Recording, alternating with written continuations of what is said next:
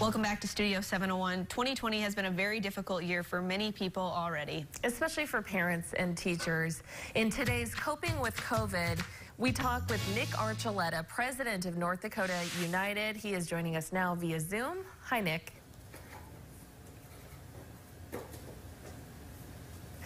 Now, the challenges we mentioned of 2020 just keep on coming. Can you explain to us how North Dakota United members are doing so far this school year? Yes, I can, and thank you for the question and the opportunity to be here today. The year started just as every other year wanted. You have to keep in mind that nobody wanted to be back with their students more than teachers. They wanted to be face-to-face because they know that those relationships that they get a chance to build are best done face-to-face. But they wanted to come back safely, and that's what would happen. However, what we're seeing right now is the stress of teaching during a pandemic really showing up among our teaching staff, and they have some mixed feelings about being in the classroom right now. In fact, I can share with you some results. We had a poll in the field that we just got out late last week, and right now there is some 63%. I'm sorry, that's not right. Yeah, we have 63% of our members right now that would prefer a hybrid or an all virtual classroom. That's up from the same time when we did this poll back in September. Teachers are rightfully concerned about their health and the health of their students and the health of their colleagues as we see these ever increasing COVID infection rates.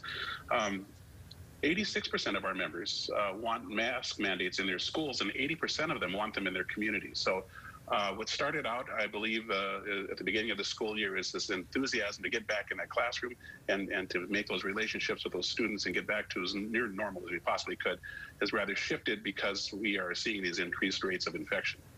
Absolutely. Now, what are schools doing to assure classroom safety amid these increasing numbers? Well, I think administrators and teachers work together ever since schools were closed down back in March when they were closed to students. Teachers and administrators worked very hard together to make sure that we had a distance learning plan in place.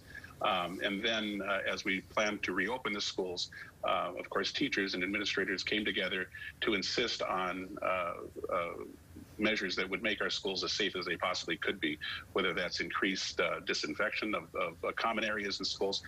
Many schools do have mask mandates. They have the hygiene stations in place. So a lot of those things have come into play, and we are very, very thankful for it. And Nick, you know, another question is, what is the need for subs right now, and what is their safety protocol that you're seeing? Well, we're hearing from all across the state that subs are in very short supply, and it doesn't make any difference if it's a large school district like West Fargo or Bismarck, or a smaller one like Wishick. All of these school districts are hurting for subs, in large measure because the corpus of their substitute pool were retired teachers. And the retired teachers used to love to come back into the classroom. They miss that interaction with students. They love keeping one foot inside the schoolhouse door.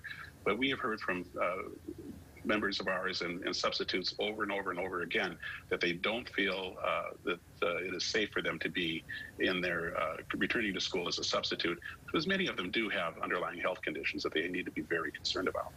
Yeah, well, thank you, Nick, for sharing that information, and certainly those new percentage numbers from the poll that you received, 63%. To learn more about North Dakota United, you can go to their website, nduunited.org.